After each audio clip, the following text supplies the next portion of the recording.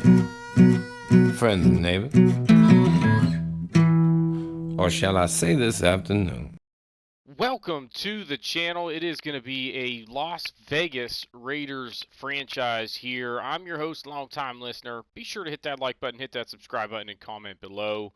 So Madden came out yesterday. I've still not managed to get my hands on a PS5. I'm not in like a huge hurry to do so because I'm married. I got kids. I don't have time to be trying to chase one down and spend that kind of money on it when it's not going to make that much of a difference to me. But in any case, we are going to do a Raiders franchise. I'm a Raiders fan since I was young. We're going to look at the roster in this episode, and we'll kind of talk about how the franchise series is going to be presented. We won't have any gameplay in this episode because we're just going to kind of go over some of the basics of how the franchise, uh, series is going to show up on the channel. So anyway, a quick look at the depth chart essentially because this is what really matters.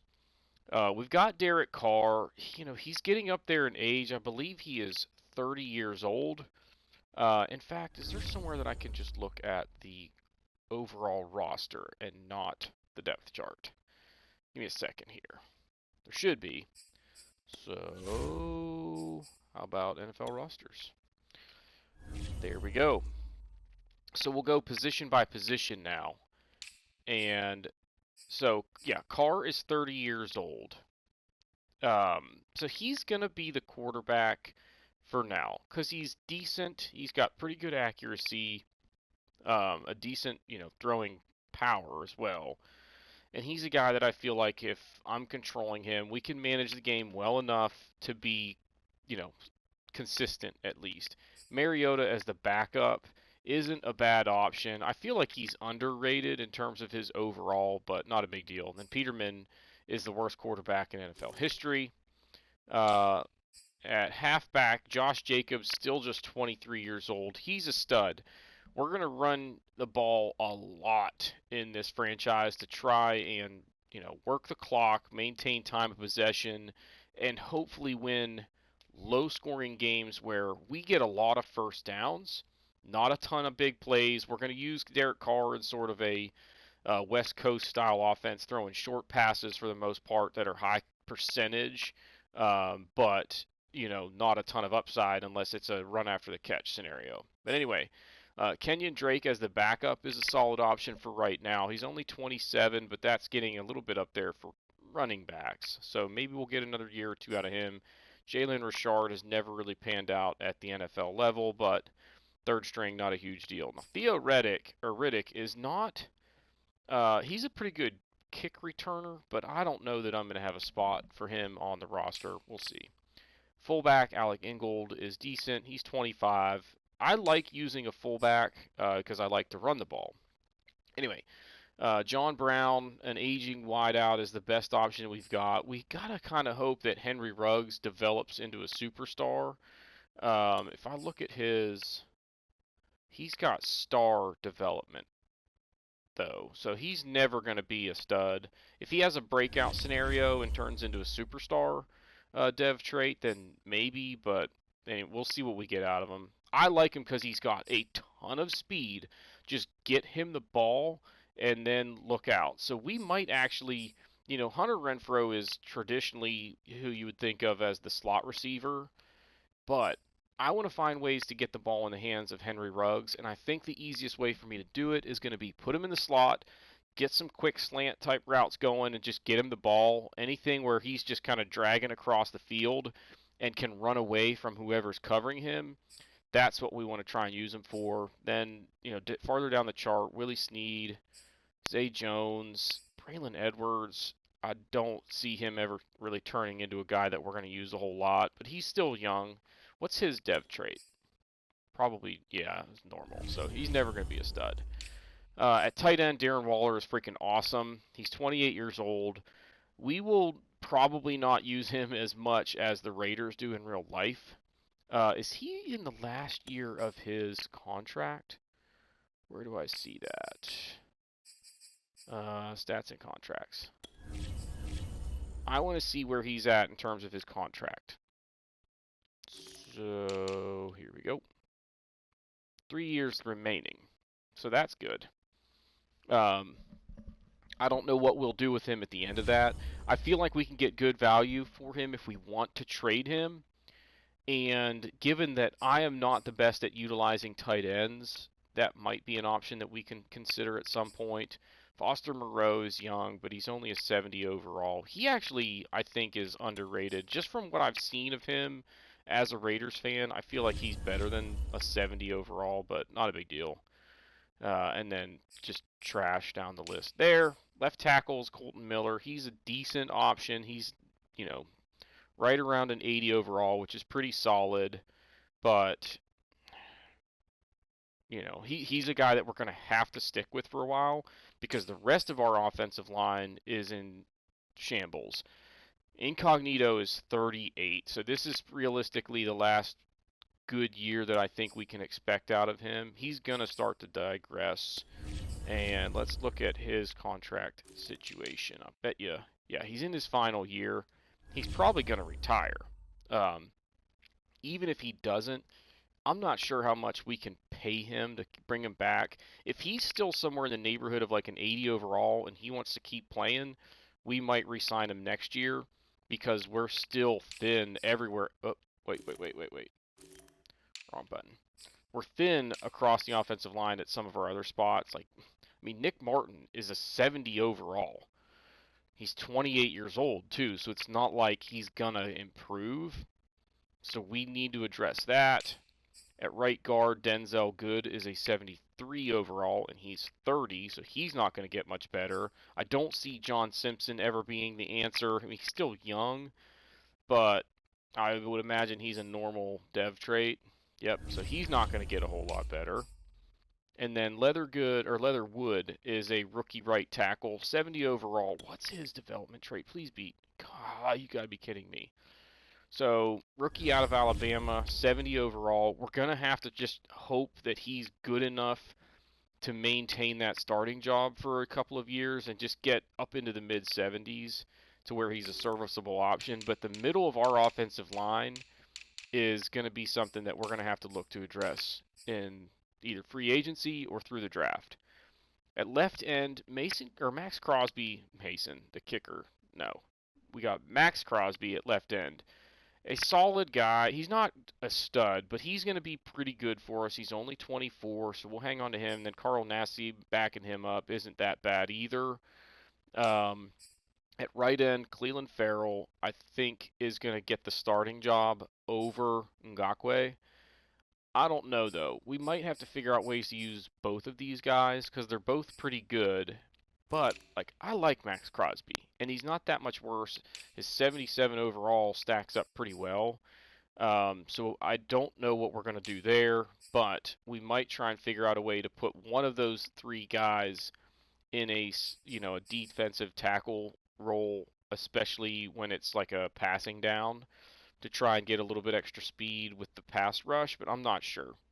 Hankins is 29 now. He's just okay, kind of plugging up the middle. We don't have any real studs, though. Nobody that's going to be a long-term asset for us. Maybe Solomon Thomas hangs around for a few years and gets a little bit better and stays into that starting role, but that's another position I think that we need to try and address in the relatively near future. Left outside linebacker, Nick Morrow, has never really panned out into an outstanding NFL player. He's okay, but he's not that great, which stinks because I like to run a 4-3, and we don't have a very good linebacking core.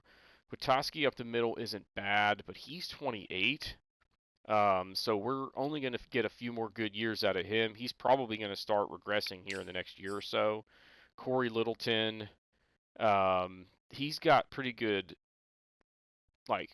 ratings as far as his attributes across the board, but none of them are stand out that he's really awesome.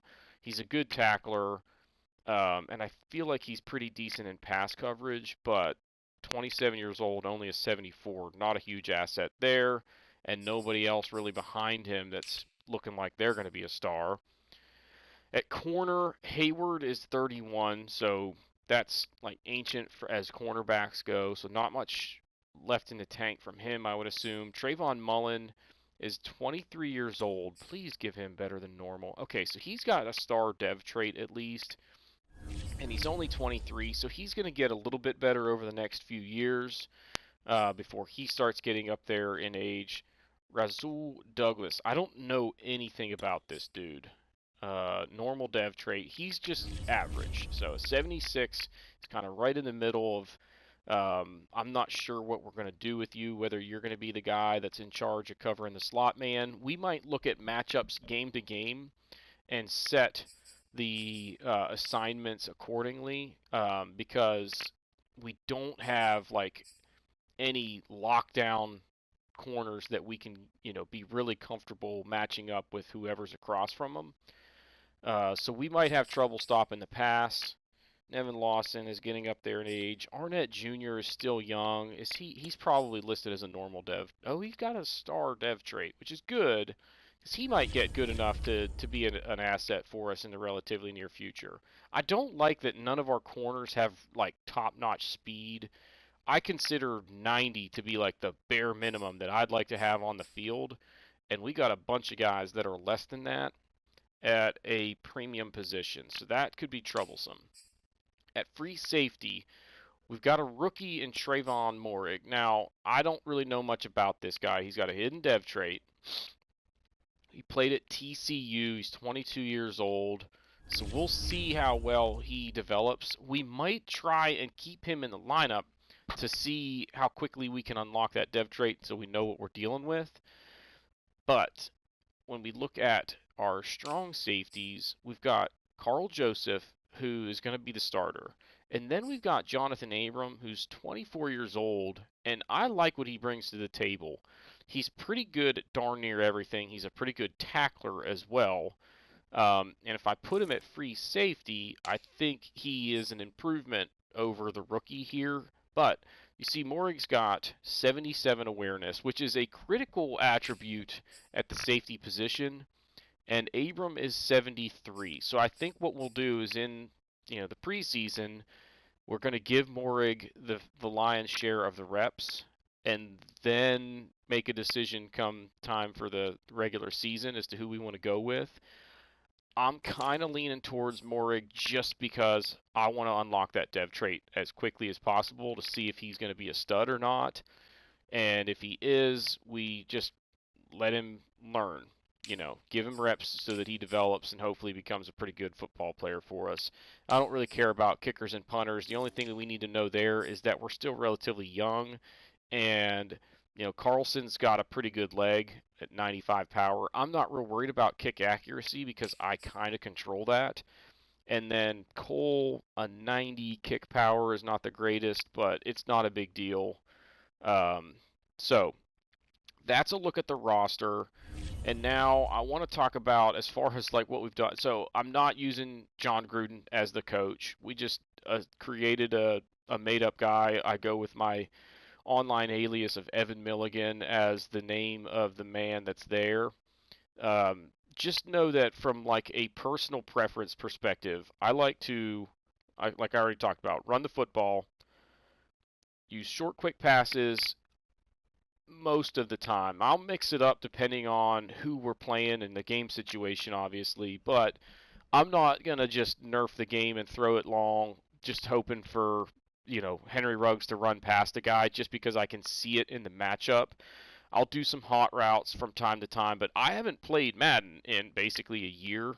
Well, I guess maybe a little bit more recent than that, but it was probably back in like January, February before I kind of lost the buzz for it and switched over to baseball and some other stuff. But I'm a little bit rusty. It's going to take me a while to get used to the play calling strategies again, figuring out which plays I kind of feel comfortable with and what hot routes to use depending on the look that the defense has given us.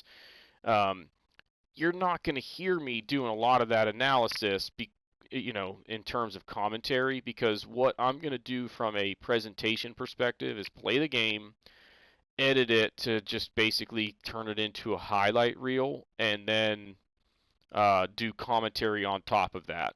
So Like, you won't see me play the game live. You'll see the highlights. And if you're not real sure what I mean by that, I feel like most franchise series on streaming is usually that way, especially if it's a pre-recorded presentation. If it's on Twitch or whatever and they're doing it live, obviously they're just playing. But on YouTube, which is where we're going to feature this stuff, a lot of what you see is pre-recorded, sliced and diced, so that it just kind of flows quickly. You get through the game a lot faster than you would watching the whole darn thing. So that's that. And then a few other things, I guess, that we will maybe want to address before we jump in um, is we're going to play on All Pro, and I tinker with the settings to try and make the stats turn out about as realistic as possible, especially considering the style of game that I play. I usually end up with, a fair amount of running yards relative to maybe what we would realistically do if we were playing the way the Raiders normally would. Um, we'll have a high completion percentage because of the types of passes that I like to throw. We won't get sacked a ton, hopefully. And then defensively, it it's going to vary from game to game, but I like to run a lot of base cover two man type defenses especially until third down. Now, if I can tell by the personnel that they've got on the field that it's going to be a run play, if it's two tight ends and a fullback, we're going to load up the box and try and stop it. We're not going to stick with our 4-3 look. We're going to probably go to a 4-4, get that extra linebacker in there to try and stuff the run. And so, like, I really try and think strategically as far as the personnel that's out there. How are we going to counter that? If they've got a three wide scenario, a lot of times we're going in the nickel. I will try and blitz a fair amount if it's a three wide look, especially on downs where it makes sense. But in any case, I feel like I have a general feel for the strategy of the game enough that it will kind of translate in the results. But one way or another, the objective is to try and keep it as realistic as possible, with the one exception being, like, we want to win. So if I'm going 4-12, like, that's not going to be fun for any of y'all to watch. So chances are we're going to probably have a better record than the Raiders will in real life, unless they overachieve in real life. But we're probably gonna make the playoffs. I don't know that we'll make the Super Bowl, but we're gonna be really competitive because that's just the way. I'm gonna tinker with the sliders until we get it to where we are winning most of the games, but they're challenging, and they're usually the other team is in the game until late in the game, sort of thing, and then maybe we come up with a big play late that we create some separation and win by a touchdown or two. But we're never going to blow a team out, 49 nothing or 56-3. Like, that stuff's not going to happen. Most of the games are going to end up with a relatively realistic score. There are going to be games, I'm sure, where the other team is putting up crazy numbers, especially in the passing game. Um, I will usually do a really good job stopping the run and err on the side of caution in that direction, and that a lot of times opens me up to some big plays in the passing game. But one way or another, we're usually going to win. We'll probably end up going like 12-4 in the regular season, which is, I feel like, a nice balance. Like, we're not going to dominate the league, but we're probably going to win enough to at least have a shot at winning the division and make a run in the playoffs. As far as, like, personnel changes and such, I won't do a ton of trades, um, especially like player for player. I might look to trade a draft pick here and there if it's a scenario where, like, I know there's a guy that we want because we desperately need that position, and it's our only chance to get a like surefire prospect at that position. But we'll just kind of play that as things unfold. We'll kind of see how things are looking as far as the scouting. I have not even looked at how the scouting dynamics are this year, or the player development. There's a few things that I've already noticed are a little bit different, but we'll figure that stuff out as it goes. It's not a big deal. The general idea with this with the series is going to be we're going to play games and we're going to do the best we can with the personnel that's out there. All the other stuff, I'm probably not going to show you a whole lot of, because it really doesn't matter if you see who I'm scouting or whatever. I might occasionally have an update as far as like what it's looking like for the draft class and who we think we're going to try and target. But I don't know. We'll kind of see how things go, and I might watch a few other franchises to see how other folks do that kind of stuff. But it's been a while since I've tinkered with Madden in general, so um, I think that's it. Let's see. Yeah, nothing else super noteworthy that I can think of off the top of my head. So the next episode is going to feature the first game of the regular season. We'll have a short recap of what went on in the preseason, but it's not that big of a deal. So we'll keep that very, very brief and then jump right into week 1, which is a home game against Baltimore. So hit that like button, hit that subscribe button, comment below, and we will see y'all next time.